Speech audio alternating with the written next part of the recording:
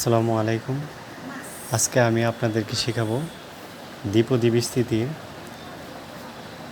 কীভাবে খুব সহজে দ্বিপদী বিস্তৃতি আপনি আয়ত্ত করতে পারবেন। দেখেন, মনে করেন আমি এখানে লিখলাম দুইটা পদ এক্স প্লাস ওয়াই। শুধুমাত্র একটা সূত্র দিয়ে আপনি দ্বিপদী অধ্যায়ের সমস্ত ম্যাথ করে ফেলতে পারবেন। খালি আমার ভিডিওটা একটু লক্ষ্য করেন। তো এখানে দেখেন এক্স প্লাস ওয়াই সমান হচ্ছে whole to the power N. ঠিক আছে, এখানে আমি আপনাদেরকে যে সূত্রটা দেখাবো জাস্ট খালি এই সূত্রটা শিখবেন, আপনি এই সূত্র দিয়ে সব ম্যাথ করে ফেলতে পারবেন। দেখেন এখানে হচ্ছে দুইটা পদ, যেখানে প্লাসের আগে হচ্ছে প্রথম পদ আর প্লাসের পরে হচ্ছে কি দ্বিতীয় পদ, আর এটা হচ্ছে সেই পদের পাওয়ার। ঠিক আছে, তো এরকম দুইটা পদের উপর পাওয়ার থাকলে এটার যে বিস্তৃতি করা এটা হচ্ছে দ্বিপদী বিস্তৃতি। তো এই ক্ষেত্রে আপনি যেটা করবেন, প্রথমে আপনি এন লিখবেন, তারপরে সি লিখবেন। ঠিক আছে, তারপরে আপনি জিরো থেকে স্টার্ট করবেন।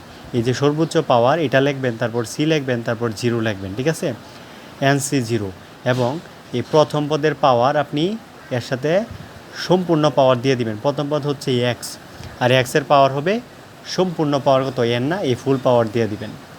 আর দ্বিতীয় যে পদটা, প্রথম পদের পাওয়ার হবে সম্পূর্ণ, আর দ্বিতীয় পদের পাওয়ার হবে জিরো থেকে স্টার্ট। আর এটাকে আপনি এভাবে দেখতে পারেন। দেখেন আবার পরের পদটা দেখেন, এখানে আপনি এনসি জিরো লিখছেন, এখানে লিখবেন আপনি এনসি ওয়ান। আর এখানে এক্স টু দি পাওয়ার, এখানে পাওয়ার এক্সের পাওয়ার সম্পূর্ণ দিয়ে দিছিলেন প্রথমে। এখন যত সামনের দিকে পদ বাড়বে তত এর পাওয়ার এক এক করে কমবে। আর এখানে ওয়ের পাওয়ার আপনি দ্বিতীয় পদের পাওয়ার দিছিলেন জিরো, এটা জিরো থেকে এক এক করে বাড়বে। তো এখানে আছে এন, তো এখান থেকে এক কমলে হবে এন মাইনাস ওয়ান। ঠিক আছে, আর ওয়ের পাওয়ার ছিল জিরো, এটা এক বাড়বে হবে ওয়ান। ঠিক আছে, পরের পদটা আপনি দেখেন, পরের পদে এনসি ওয়ান আছে, এখানে এখানে কী হবে এনসি টু। ঠিক আছে, তারপরে এক্স টু দি পাওয়ার, দেখেন এখানে এক্স টু দি পাওয়ার এই পাওয়ারটা কীভাবে হয় এটাও আরেকটা সিস্টেম আছে দেখার মতো, বোঝার মতো। সেটা হচ্ছে দেখেন সি এর মাথায় আছে এন আর নিচে আছে কি টু। তো সি বাদ দিয়ে এন আর টু থাকে না, এই দুইটার বিগফল। সি বাদ দিলে কি থাকে এন আর টু, তাহলে এক্সের মাথায় হবে এন আর টু এর বিগফল এন মাইনাস টু। আর দ্বিতীয় পদ যেটা ওইটার মাথায় হবে সি এর নিচে যেটা আছে এটা সবসময়। যেমন আরেকটা পদ দেখেন, মনে করেন এনসি টু আগে লিখছি, এখন লিখবো এনসি থ্রি, এবং এটার এক্স মানে যেটা প্রথম পদ, এই প্রথম পদের মাথায় হবে এই সি বাদ দিয়ে যেটা থাকে এন আর থ্রি, সি এর উপরে এন আর নিচে হচ্ছে থ্রি, এই দুইটার বিগফল এন মাইনাস থ্রি। আর দ্বিতীয় পদের মাথায় লিখবেন আপনি সি এর নিচে যেটা আছে এটা। ঠিক আছে, এভাবে আপনার চলতে থাকবে। আশা করি বুঝতে পারছেন। তাহলে আমরা দেখেন খুব ইজিলি আমরা দ্বিপদী বিস্তৃতি সব করে ফেলতে পারবো। মনে করেন এখন আমি লিখলাম এ প্লাস বি হোল কিউব। ঠিক আছে, এটা বিস্তৃতি করবাম। তো এটা বিস্তৃতি করলে প্রথমে এনের মান কি থ্রি না, এই থ্রি সি জিরো লিখবাম, তারপরে এর পাওয়ার সর্বোচ্চ ড্যাম এবং বি এর পাওয়ার সর্বনিম্ন জিরো থেকে স্টার্ট হবে। তারপর দেখেন থ্রি সি ওয়ান দিব, আর ওয়ান দেওয়ার পরে এর উপরে পাওয়ার হবে তিন আর একের বিগফল টু, আর এখানে বির উপর পাওয়ার হবে সি এর নিচে যেটা আছে এটা। ঠিক আছে, এবার চলতে থাকবে। তারপরে থ্রি সি টু লিখবো, এবং এর পাওয়ার হবে থ্রি আর টু এর বিগফল ওয়ান, এবং ওয়াইয়ের পাওয়ার হবে সির নিচে যেটা আছে এটা। তারপরে এভাবে থ্রি সি থ্রি, যখন এন সি এন মানে এখানে থ্রি হবে নিচেও, যখন থ্রি হবে তখন মনে করবেন অঙ্ক শেষ, আর বিস্তৃত হবে না, এখানেই বিস্তৃতি শেষ। তারপরে আপনি লিখবেন এই যে এর পাওয়ার লিখবেন থ্রি মাইনাস থ্রি মানে জিরো, আর ওয়াইয়ের পাওয়ার লিখবেন কি নিচে যেটা আছে থ্রি। ওকে, আশা করি বুঝতে পারছেন। সব অঙ্ক এটা দিয়ে করে ফেলতে পারবেন, সব ম্যাথ এক সূত্র দিয়া। আর এখানে ক্যালকুলেটর দিয়ে আপনি থ্রি সি জিরো এগুলো প্রত্যেকটা মান বের করে ফেলতে পারবেন, এটা নিয়ে কোনো সমস্যা হবে না। তারপর আপনি দেখেন পরে যে বিষয়টা আমি দ্বিপদী বিস্তৃতিতে শেখাবো, সেটা হচ্ছে দ্বিপদী বিস্তৃতিতে। এখন আমি আপনাদেরকে দেখাবো দ্বিপদী বিস্তৃতিতে কিভাবে আপনার মধ্যপদ নির্ণয় করা লাগে। ঠিক আছে, তো দেখেন মধ্যপদের যে বিষয়টা, মনে করেন আমি A plus B whole square লিখলাম। হোল স্কোয়ার লিখলে কী হবে, A square plus two A B plus B square, right. আচ্ছা, এখানে পাওয়ার যত হবে দ্বিপদী বিস্তৃতিতে পদ সংখ্যা হবে তার চাইতে এক বেশি। দেখেন পাওয়ার হচ্ছে 2, পদ হচ্ছে 3। ঠিক আছে, তো এখানে মধ্যপদটা হবে যখন পাওয়ার জোড় হয়। ঠিক আছে, তখন পদ সংখ্যা হয় এই জোড় সংখ্যা প্লাস 1। ঠিক আছে, মানে আমরা জানি পদ সংখ্যা মানে হচ্ছে যত পাওয়ার তার চাইতে এক বেশি। এখন পাওয়ার যদি জোড় হয় 2 লিখলাম, তার সাথে এক বাড়ায় দিলাম, কত হইল 3।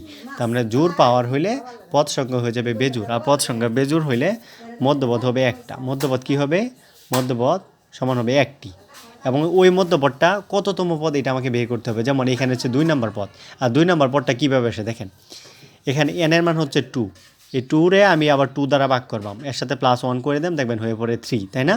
এটা কীভাবে হয়, এই উপরের 2 হচ্ছে n, রাইট, n, আর নিচের 2 হচ্ছে সূত্রের 2, এই n/2 + 1, ঠিক আছে, n/2 + 1 তম পদ, ঠিক আছে। এখন n এর মান হচ্ছে 2/2 + 1 সমান হবে কত, 3 তম পদ। আশা করি বুঝতে পারছেন। আর এখন যদি মনে করেন আরেকটা পাওয়ার দিলাম, এখানে মনে করেন a + b whole to the power 4 দিলাম, ঠিক আছে, তাহলে এখানে n এর মান হচ্ছে 4, ঠিক আছে, তাহলে মধ্যপদ কী হবে, n/2 + 1 তম পদ, যেখানে n এর মান হচ্ছে 4/2 + 1 তম পদ, মানে 2 + 1 এই হচ্ছে 3 তম পদ। আশা করি বুঝতে পারছেন। আচ্ছা, এরপরে এখন যদি পাওয়ার বেজোড় হয়,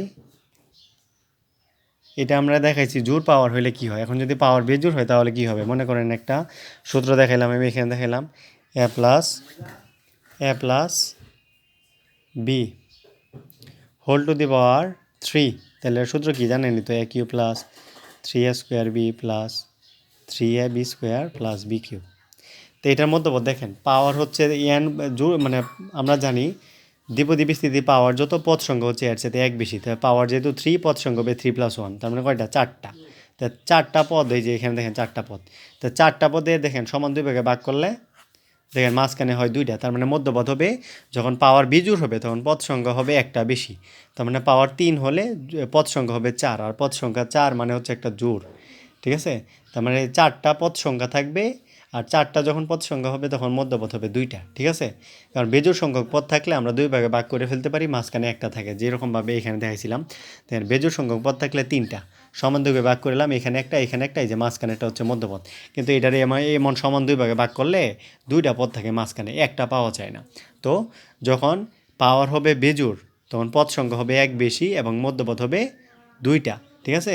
পাওয়ার বিজোড় হলে তাহলে মধ্যপদ কয়টা হবে, 2টা হবে, কারণ পাওয়ার বিজোড় হইলে পদ সংখ্যা হয় জোড়, আর জোড় সংখ্যক পদ সংখ্যা থাকার কারণে মধ্যপদ হবে 2টা।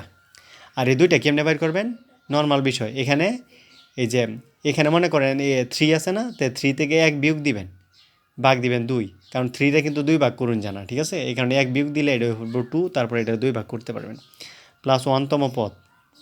আরেকটা হবে n + 1/2 + 1 তম পদ। আশা করি বুঝতে পারছেন। তো এখানে 3 - 1 মানে হচ্ছে 2, 2/2 মানে হচ্ছে 1 + 1, তার মানে হচ্ছে 2 তম পদ। আর এখানে হচ্ছে n + 1, n এর মান হচ্ছে আপনার 3 + 1/2 + 1 তম পদ। তো 3 + 1 মানে হচ্ছে 4/2 মানে হচ্ছে 2 + 1, ঠিক আছে, এই যে 3 তম পদ।